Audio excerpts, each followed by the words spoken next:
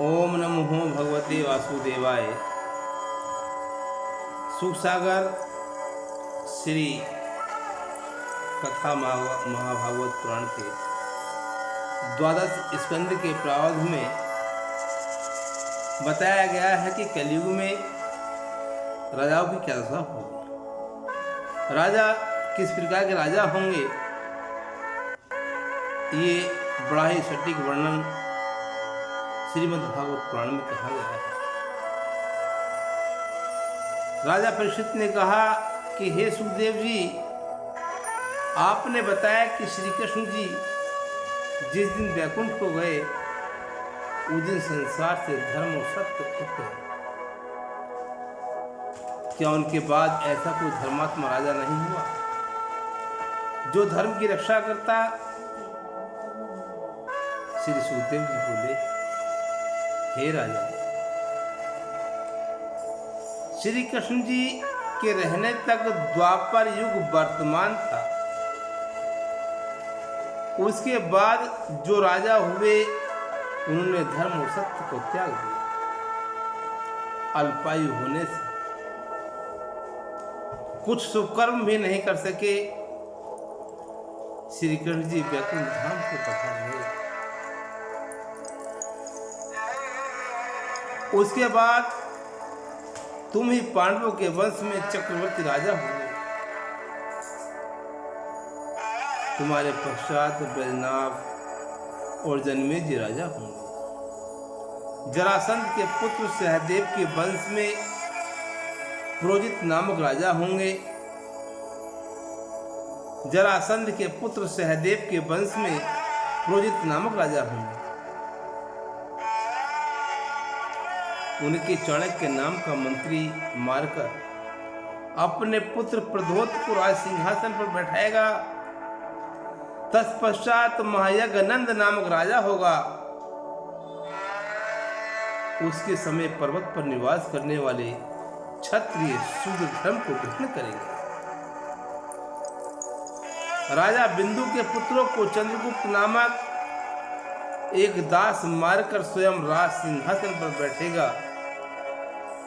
उसके वंश में बारीचारी और देवहूति आदि उत्पन्न होकर के 1 सहस्त्र वर्ष तक राज्य करेंगे। देवहूति का मंत्री कर्ण अपने राजा को मार डालेगा। उस मंत्री के कुल में वसुदेव, बहुमित्र तथा नारायण आदि पुत्र उत्पन्न होंगे।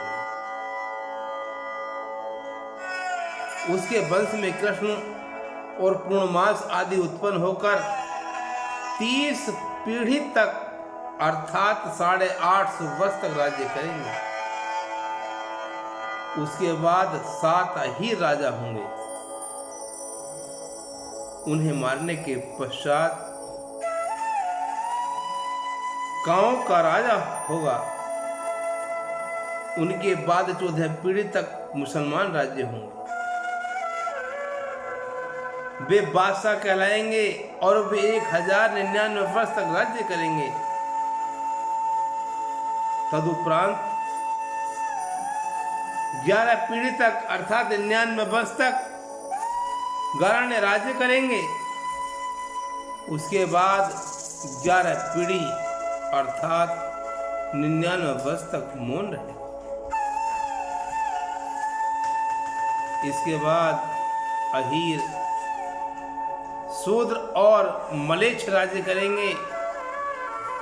कलयुग के राजा अपना धर्म कर्म त्याग कर स्त्री, बालक तथा गो का वध करेंगे। वे पराय धन, पराई स्त्री और पराई पृथ्वी को जबरदस्ती छीन लेंगे और काम, क्रोध, लोभ आदि में डूबे रहेंगे। उनकी दशा देखकर प्रजा भी अपने धर्म कर्म से विमुख होकर के पापाचार करने लगे। कलयुगी जीवों के लक्षण किस प्रकार के होंगे? कलयुग में संसारी मनुष्य दया और सच्चाई को त्याग देने से शक्तिहीन हो जाएंगे। और अल्पायु होने के कारण उनके शुभ कर्म न बन पड़ेंगे। उनकी आयु छोटी हो जाएगी। राजा अपनी प्रजा को दुख देकर अन्न के चारों भाग स्वयं ही लेने लगेगा। वर्षा कम होगी, अन्न कम होगा। महंगाई होने के कारण मनुष्य भोजन के बिना दुखी होकर के अपने अपने वर्ण और आश्रम का धर्म त्याग करते हैं।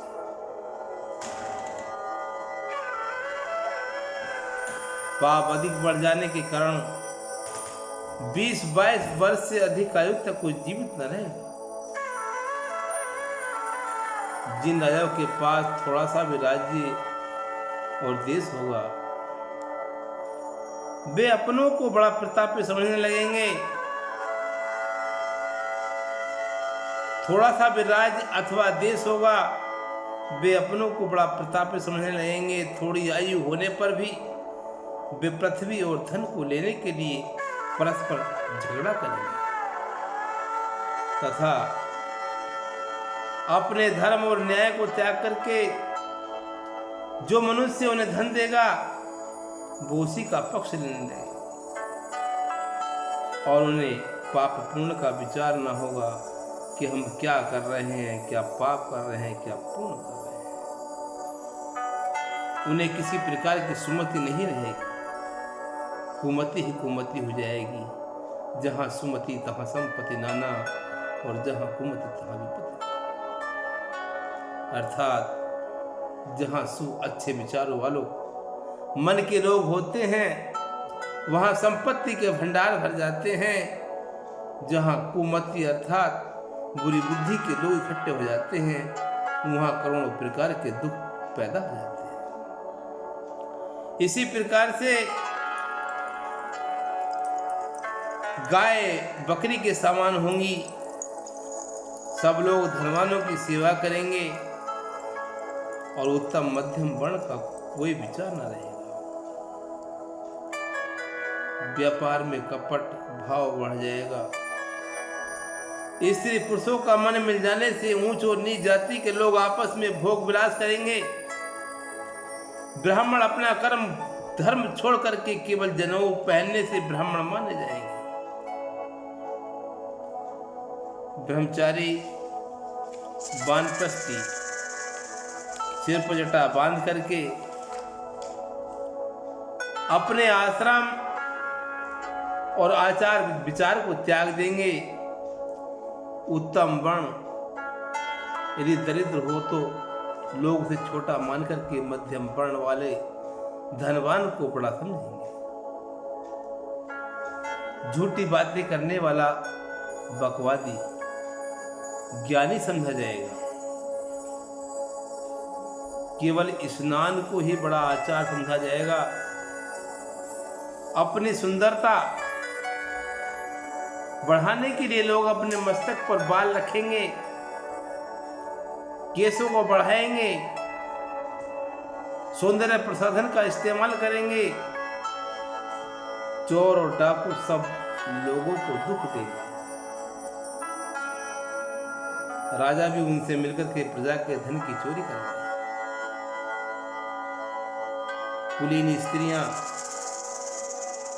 पराया पुरुषों की अभिलाषा रखेंगी। सब लोग अपने कुटुंब का पालन ही सबसे अच्छा काम समझेंगे। वृक्ष छोटे हो जाएंगे, औषधियां गुणहीन हो जाएंगी। चारों वर्णों का धर्म शूद्रों के समान होगा। गृहस्थ लोग अपने माता पिता को त्याग करके ससुर साले और पत्नी की आज्ञा का पालन करेंगे। लोग अपने पास के तीर्थों पर विश्वास न करके दूर के तीर्थों पर स्नान और दर्शन करने के लिए जाएंगे। सन्यासी अपना धर्म कर्म त्याग करके केवल गेरुआ वस्त्र पहनने से ही दंडी मालूम होंगे। कलयुग के अंत में श्री नारायण धर्म की रक्षा करने के लिए संभल नामक देश में गूढ़ ब्राह्मण के घर निष्कलंक अवतार लेंगे। वे नीले घोड़े पर चढ़कर सहस्त्रों राजाओं को, अधर्मियों और पापियों को अपना खड्ग से मार डालेंगे। उनके दर्शन मिलने से जब बचे हुए लोगों को ज्ञान प्राप्त होगा, तब वे अधर्म करना त्याग कर धर्म का पालन करने लगेंगे। राजा देवापी चंद्रवंशी जो बद्री का आश्रम में, और राजा मरु सूर्यवंशी जो मंदराचल पर्वत पर बैठे हुए तपस्या कर रहे हैं, वे पुनः चंद्रवंश को उत्पन्न करेंगे। सतयुग के आने पर कलयुग का धर्म नष्ट होगा। इसलिए हमें इस कलयुग में भगवान श्री हरि का ही स्मरण करना चाहिए, हमारा कल्याण होगा।